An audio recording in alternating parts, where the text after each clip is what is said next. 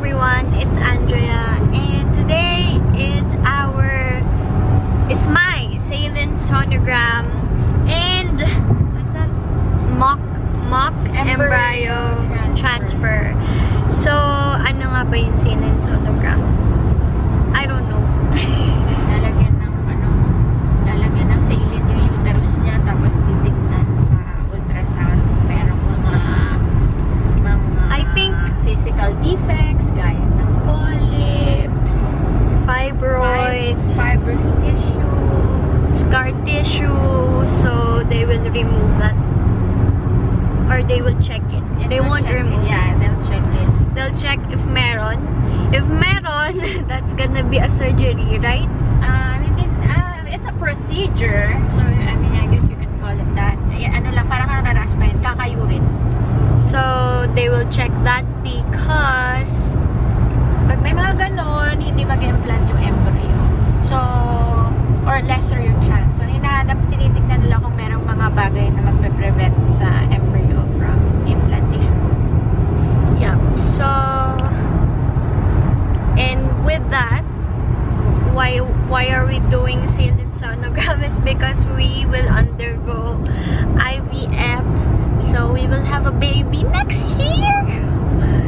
It's so funny because the last video that I uploaded, but I hope meron akong in-upload before this.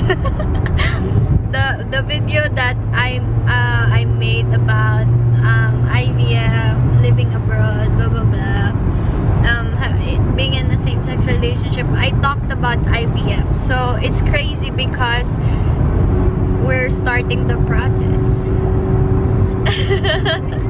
Tara nga kami sa paanakan. So yeah, I'm excited. So next month next month yung egg retrieval ni Erica. So it's gonna be her egg and I'm gonna carry the egg. I'm gonna carry the embryo and it will be a baby.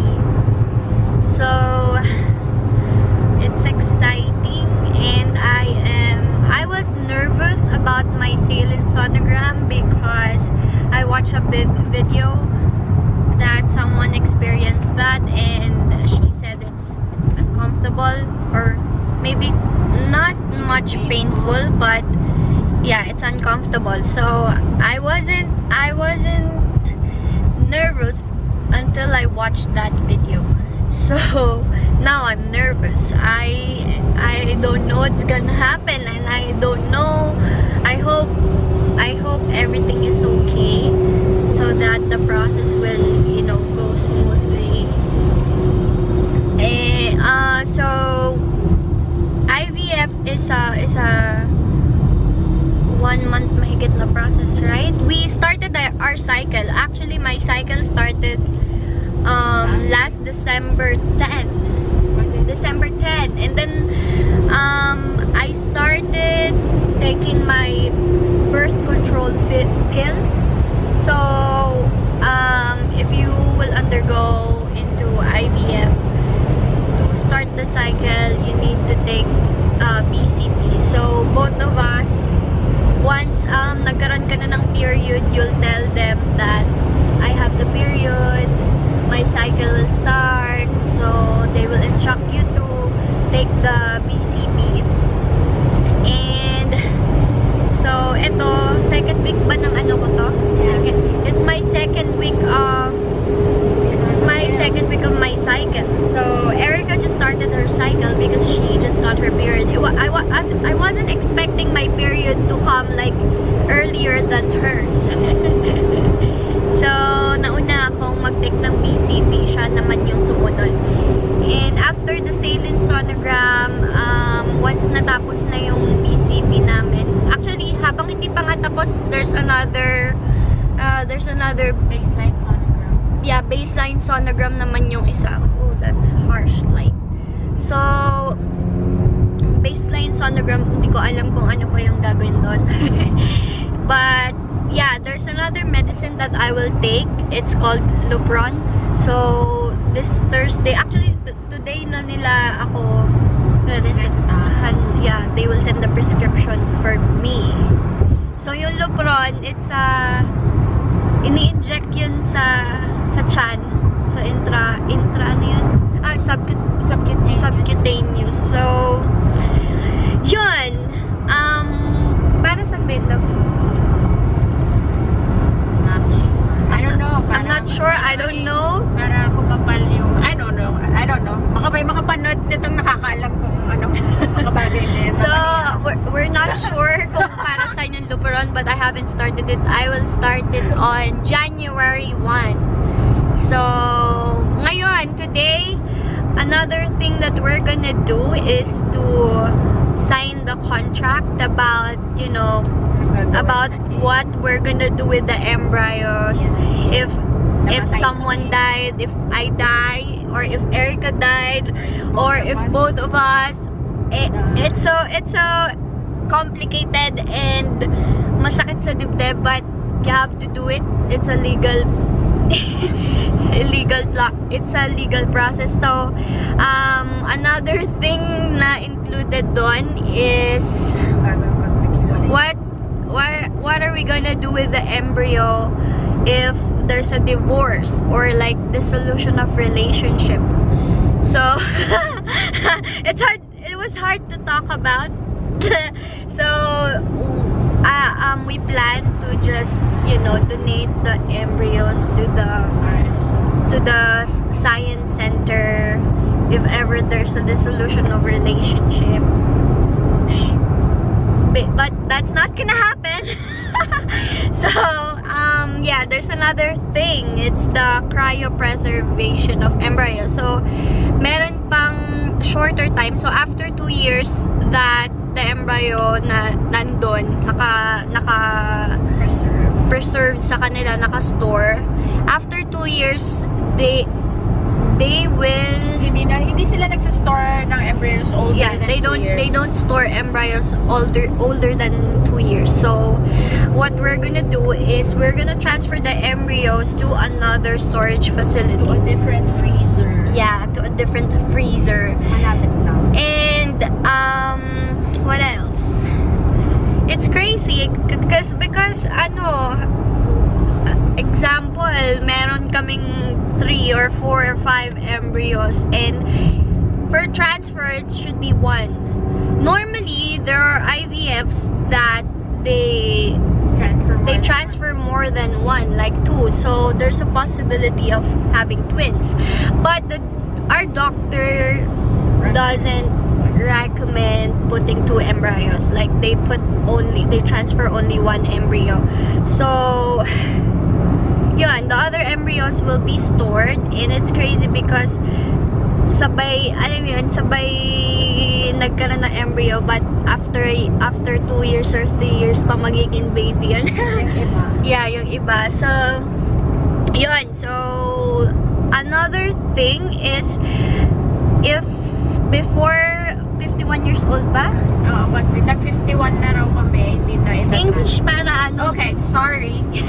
Sorry! Para yung mga nanonood na IVF. Oh, tapos nagtatagal.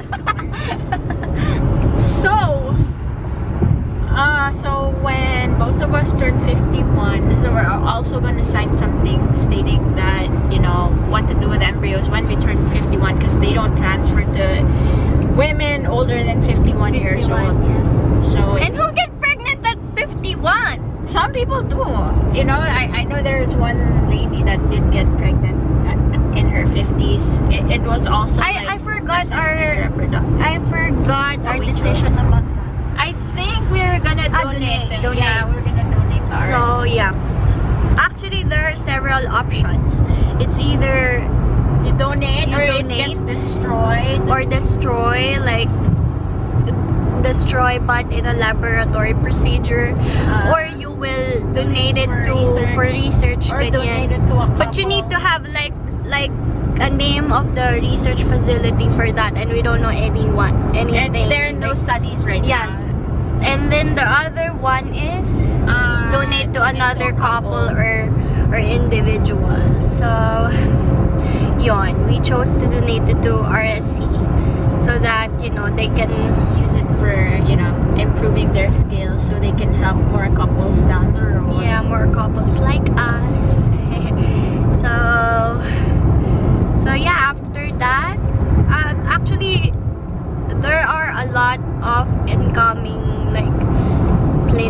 appointments that we need to go to. And Yeah, our usual clinic is not too far from the house. It's in Foster City, but the day is a different day because we have to meet our case manager. Yeah. so per couple you have your, or like per individual, Yeah. per individual you have your own case manager And financial advisors. So, and they only communicate with you through a portal. You cannot communicate through like outside email or phone. But sometimes they call. But it's still an appointment. Yeah, it's through portal kasi secure yung messaging. And yun, there's gonna be an egg retrieval, and then embryo transfer, and then pregnancy test, which is scary and exciting. But yeah, so let's go to our Saline Sonogram and mock embryo transfer. Let's do this! Let's do this! Pray for us. Pray for us! So before that cycle started, so many charges. I'm not even thinking about it. So if you ever find There were a lot of like lab tests and yung ano pa, what was that? Like genetic counseling, like. So we bought like sperm vials.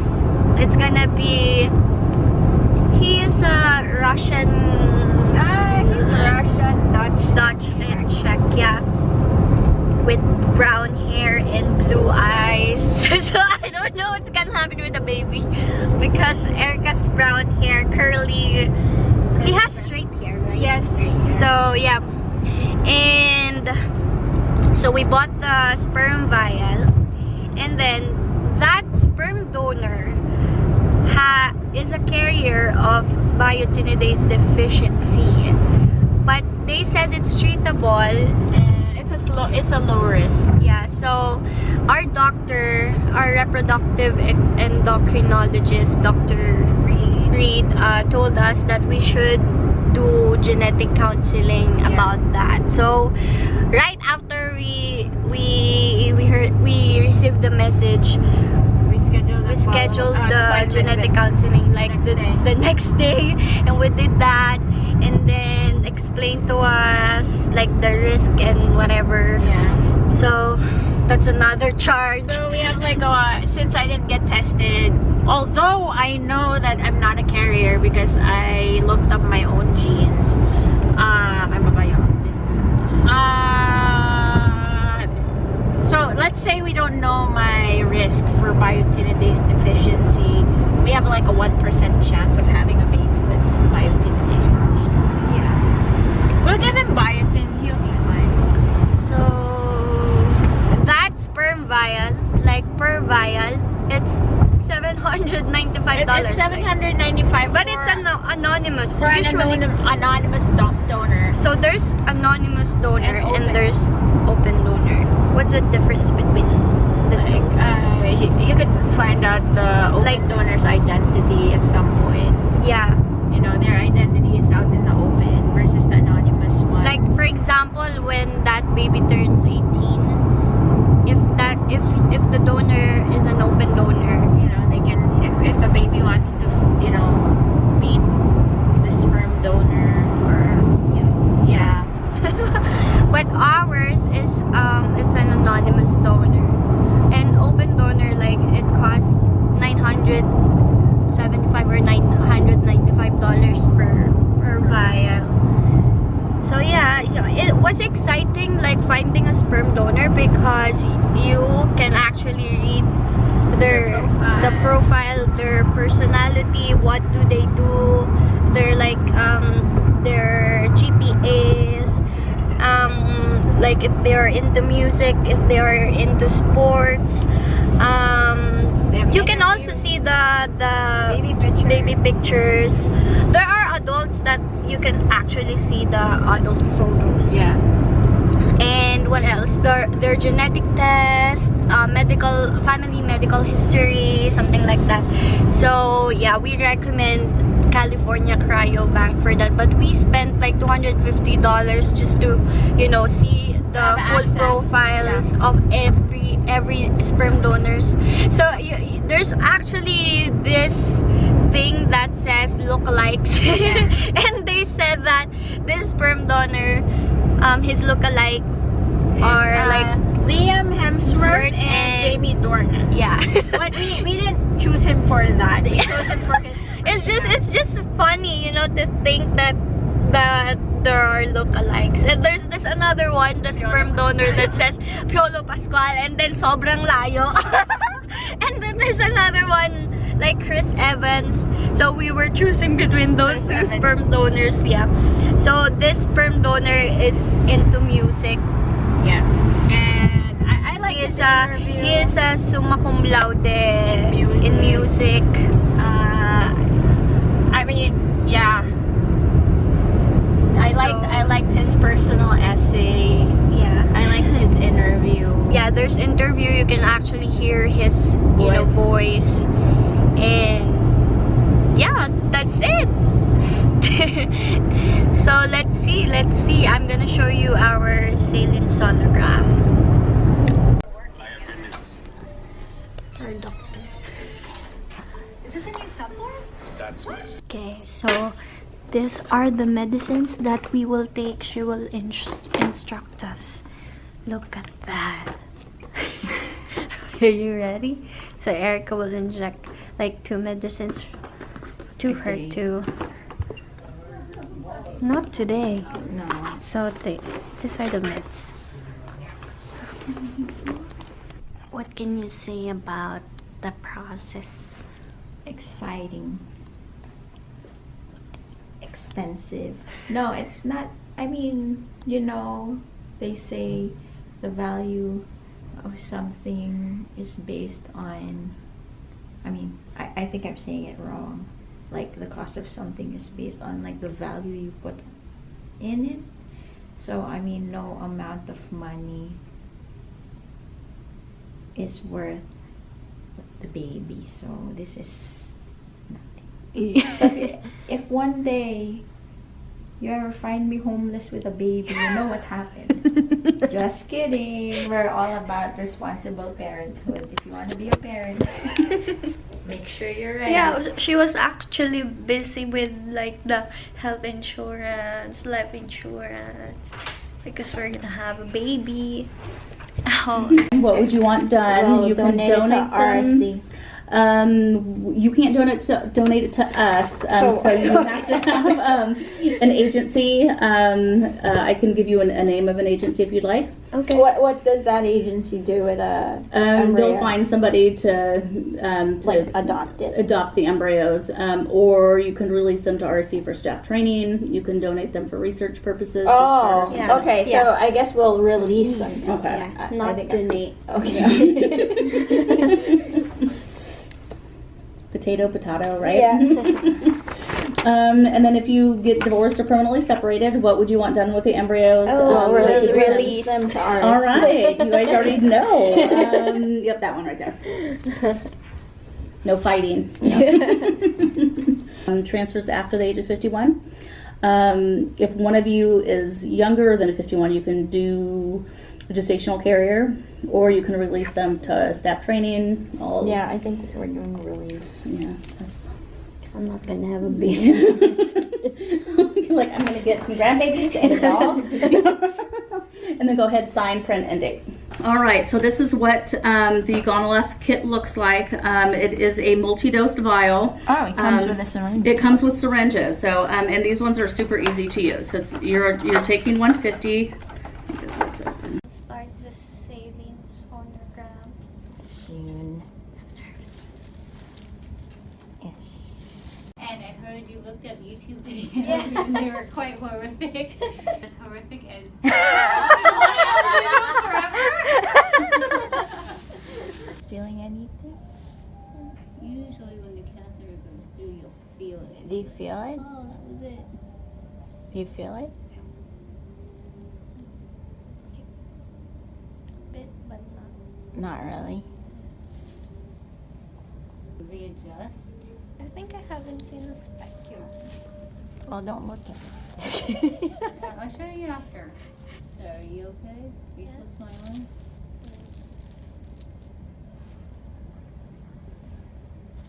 So, there's You think it's possible for you to empty like 2/3 of your bladder?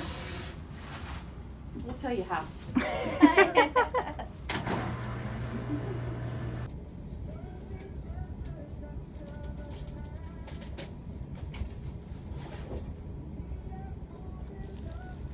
Yay! Boy, you made us work for that one. I know.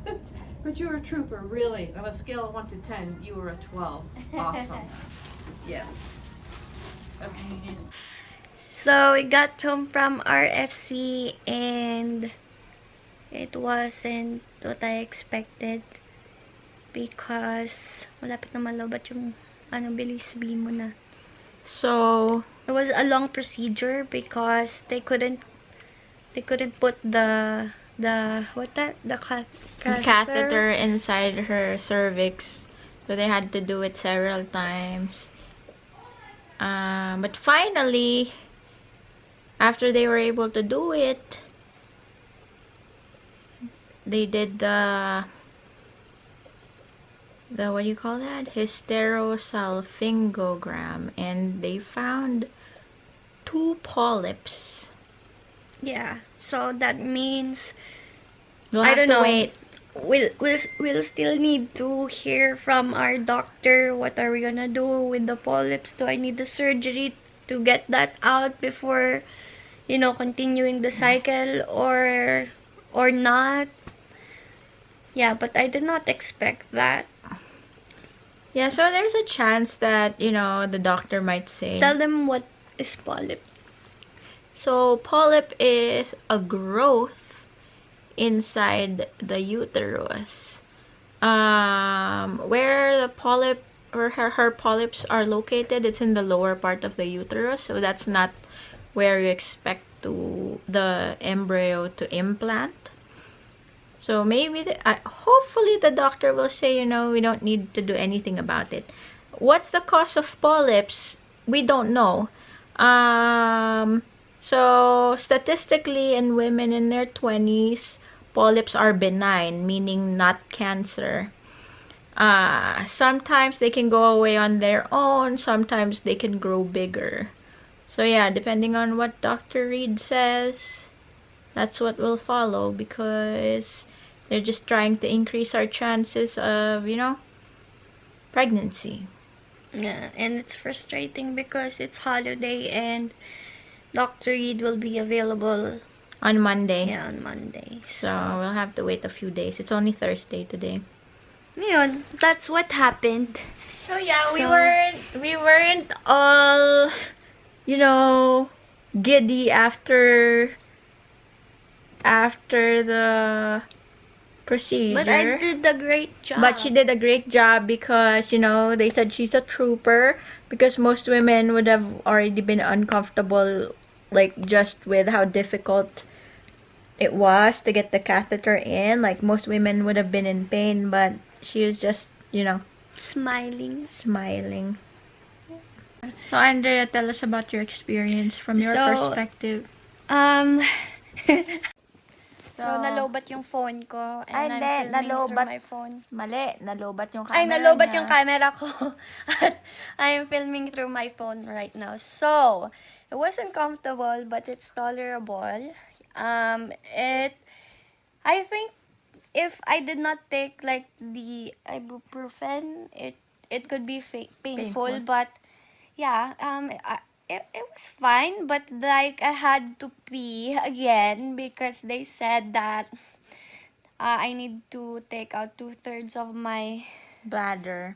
so just so that they can, put that catheter inside. So, But they weren't sure. They were just like trying things out, because first they thought the full bladder would help. yeah. But then they couldn't do it So then they tried to let her empty her bladder, but they still couldn't do it. So then after they did it, they're like, well, probably the full bladder would have been easier. Yeah. So they told me that I need to take out the 2/3 of my bladder. So I said, how Like, can I? well, the contents was of her thinking, bladder, not how- her blood.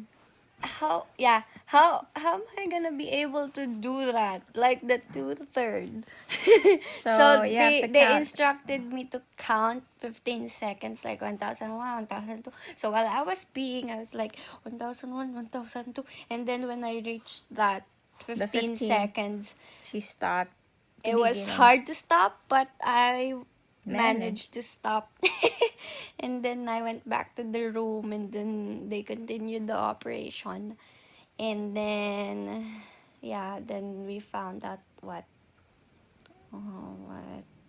That there were polyps. yeah. So yeah, I'm gonna give you An update. an update. I hope that, if ever we'll get that surgery, I hope it's not gonna affect the timeline. And if ever will not do the surgery, I hope it will still be fine, like even pursuing that baby.